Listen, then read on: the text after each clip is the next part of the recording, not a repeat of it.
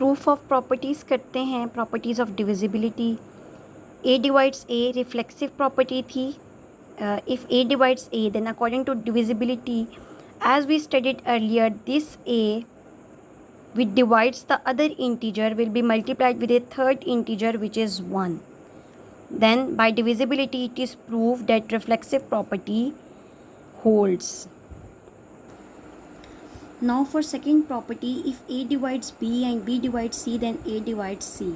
Let us say a divides b and b divides c. This implies b is equals to a is multiplied with a third integer, which will be q1. Now for this we can say c is equals to b is multiplied with another integer, which we can say q1 and q2, while q1 and q2 are integers. So this is 1, this is 2. Put the value of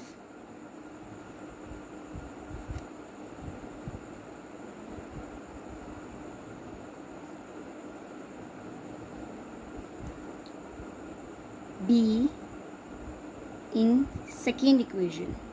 ठीक है, c is equals to b q2, where b is equals to a q1. So a q1 q2, these both are integers. Then we can also say q1 q2 is equals to another integer, which is q3. So according to divisibility, a divides c, hence proved.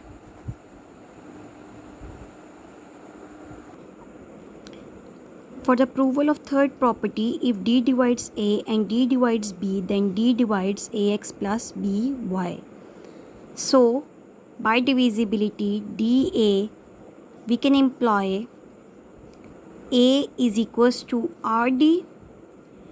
That means d is multiplied with another third integer, which will give the same answer as a, and d divides b also implies b is equals to sd. This is equation 1 and this is equation 2.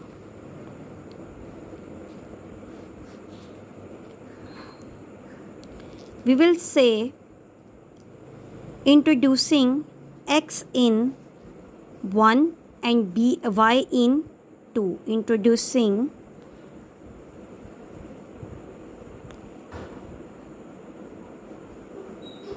x in 1 and y in 2. That means it will become ax is equals to rxd, while by is equals to syd. Then adding these both equations,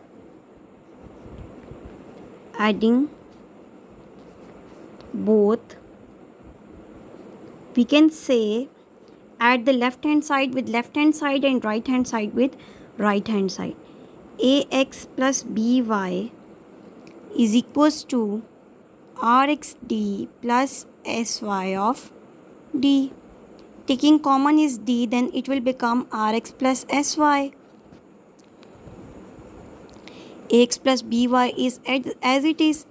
So this will implies d divides ax plus by, where rx plus sy treats as constants. So if d divides a and d divides b, then d is also divisible by ax plus by, the linear combination of both integers. Now for the fourth property, if a divides b and c divides d, then ac divides bd. For this, by divisibility, a divides b implies b is equals to aq1.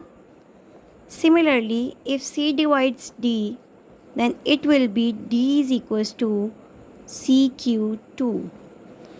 For the product of both, for the product of bd, we can say bd is equals to, as they both are equals to them, so AQ1 multiply by CQ2, it will given as AC Q1 and Q2. Then these both are equal to another integer which is Q3. Then BD divides AC divides BD. Hence proved.